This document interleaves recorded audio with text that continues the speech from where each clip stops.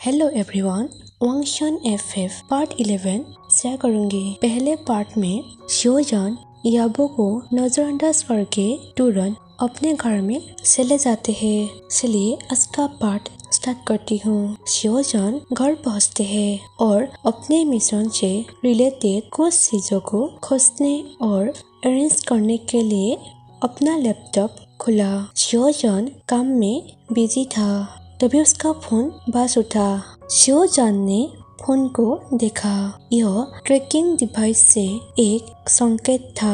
इसका मतलब है याबो कहीं जा रहा था। शियोजान ने जल्दी ही उसकी हरकतों पर नजर रखना शुरू कर दिया। फिर यांग को फोन किया। यांग ने कहा, हेलो शियोजान, क्या हुआ?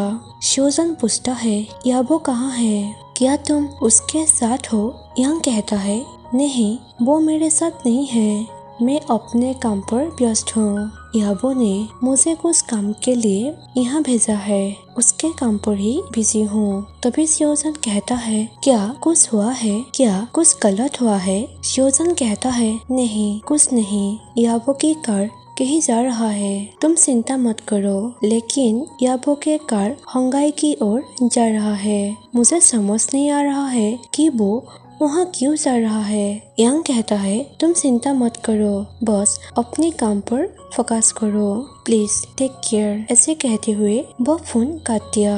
उसके बाद शियोजान एक एजेंट को फोन किया, जिसे शियोजान ने वांग ग्रुप में काम करने के लिए रखा था, ताकि उसकी हरकतों पर नजर रखे जा सके। शियोजान उसे कॉल किया। वो व्यक्ति कहता है, हेलो मिस्टर शियोजान। शियोजान कहता है, मिस्टर ली, आप अभी कहाँ हैं?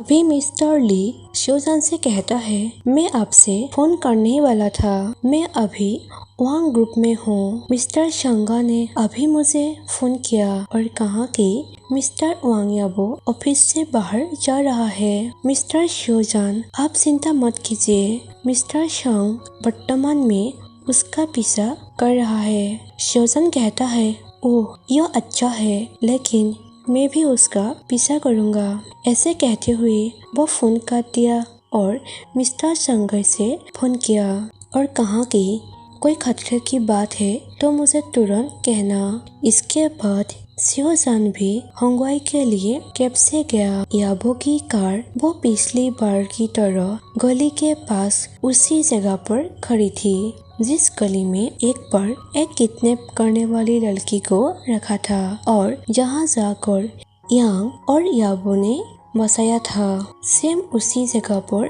इस बार भी याबो फिर गया। शियोजान भी वहां पहुंचा। वो सोचता है, मेरे पास मेरी बंदूक है, इसीलिए अच्छा होगा कि मैं अंदर जाऊं। ऐसे सोचते हुए वो मिस्टर संगाई को वहां ही रहने के लिए कहा और कोई खतरे की बात है तो उसे तुरंत इन्फॉर्म करने के लिए कहा। उसके बाद वो तुरंत अंदर चला गया।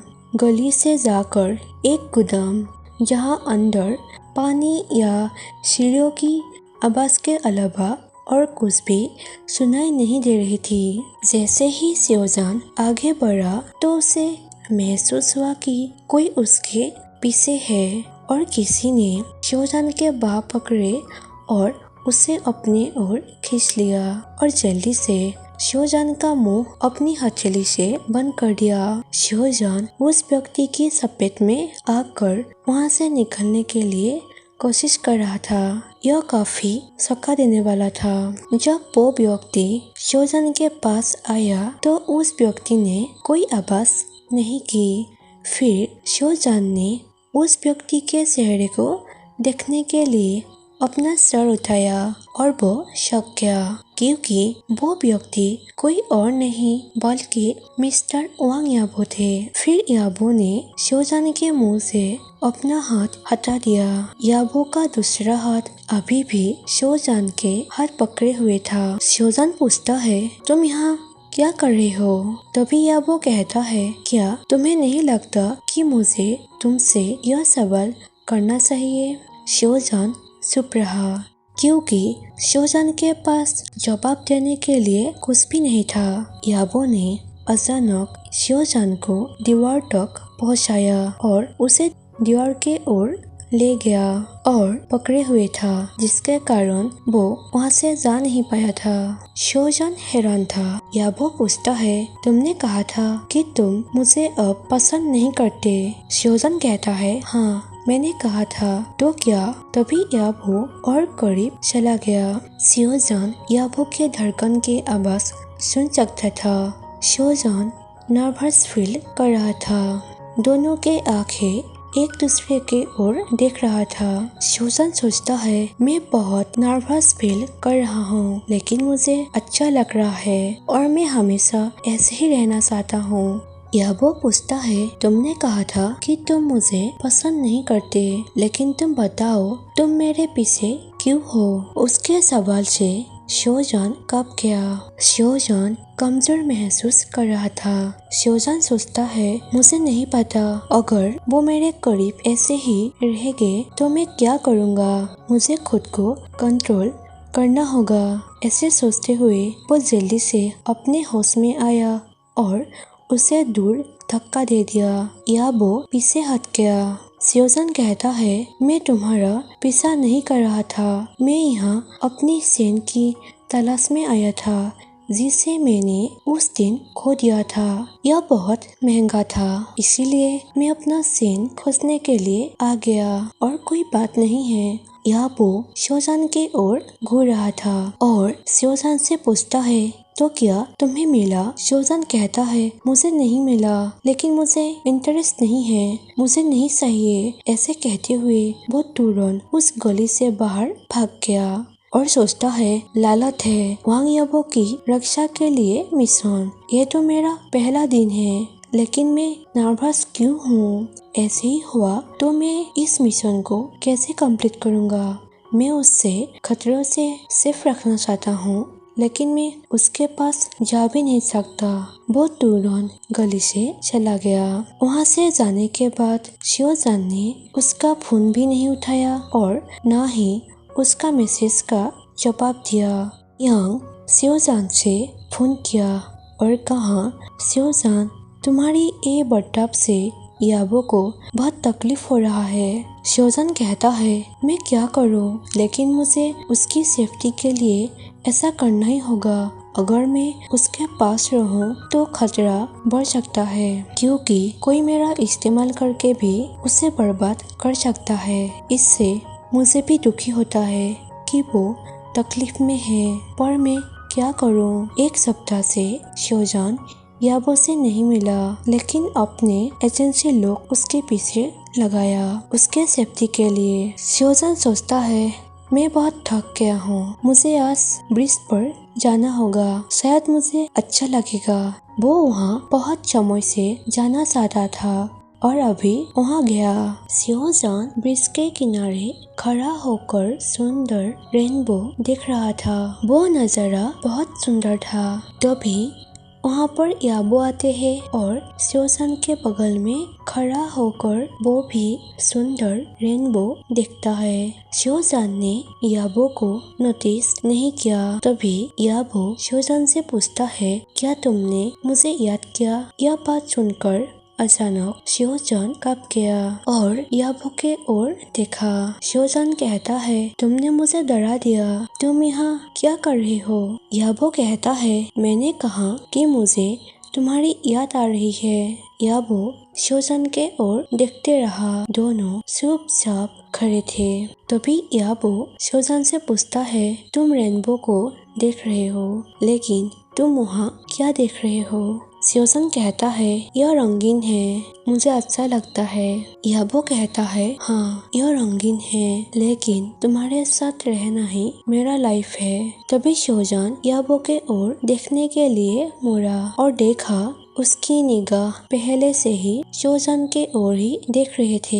याबो कहता है, प्लीज शोजन, मुझे अनदेखा मत करो, ऐसे मुझे बहुत तकलीफ होता है। ऐसे कहते हुए उसके आंखों में आंसू बहने लगा।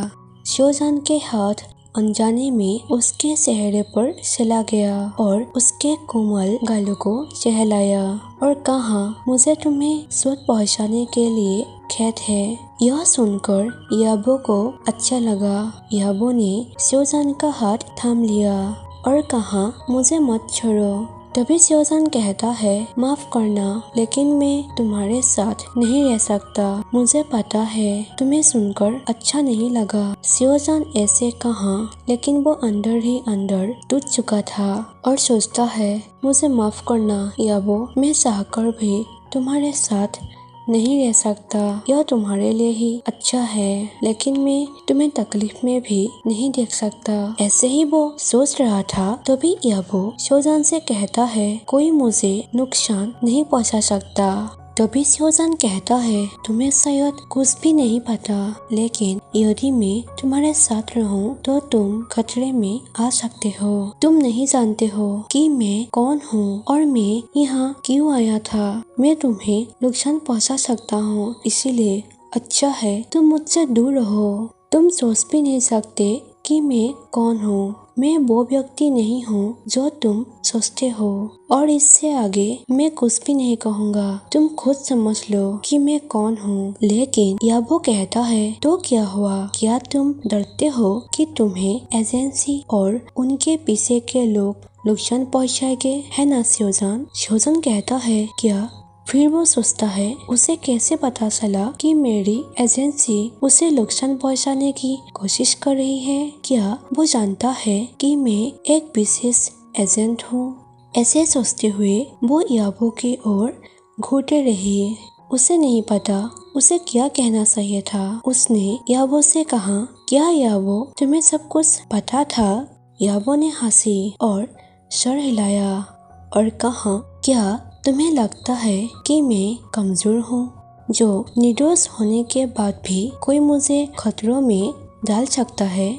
और हाँ, जो ब्लैक मार्केट के ओनर के बात है तो मुझे उसके सभी हरकतों को जानता हूँ। मैं केवल उस व्यक्ति के बारे में ही नहीं, मैं तो ये भी जानता हूँ कि ब्लैक मार्केट के ओनर किससे ज्यादा पसंद करते हैं। उसके लाइफ में कौन है जो उसके लिए इम्पोर्टेंट है। ऐसे सीक्रेट बात शायद कोई और नहीं जानते हैं। यह बात सुनकर शिवजान हैरान हो गया और सोचता है, कब से पता चला? तभी याबो कहता है, मुझे पता था कि तुम एक विशेष एजेंट थे। तुम उस दिन वहाँ ग्रुप में काम कर रहे थे जब हम लिफ्ट में मिले थे। ऐसे कहते हुए वो मुस्कुराया और शिवजान के हाथ को सहलाया जो उसकी पकड़ में था। फिर कहता है, पहले से ही पता था कि तुम जांच कर रहे हो। तभी शिवजान याबो से पूछता है, तो तुमने मुझे जांच करने से क्यों नहीं रोका? तभी याबो मुस्कुराते हुए कहा, मुझे यह भी पता था कि तुमने हैक कर लिया है। शिवजान पूछता है, क्या तुम सब कुछ जानते थे तो तुमने कुछ भी क्यों नहीं किया? याबो कहता है, क्योंकि मुझे पता था कि तुम मुझे कोई नुकसान नहीं पहुंचाओगे। मुझे यह भी पता था कि तुम चुपके से मेरी रक्षा करने की कोशिश कर रहे थे, बस मैं चुप रहा।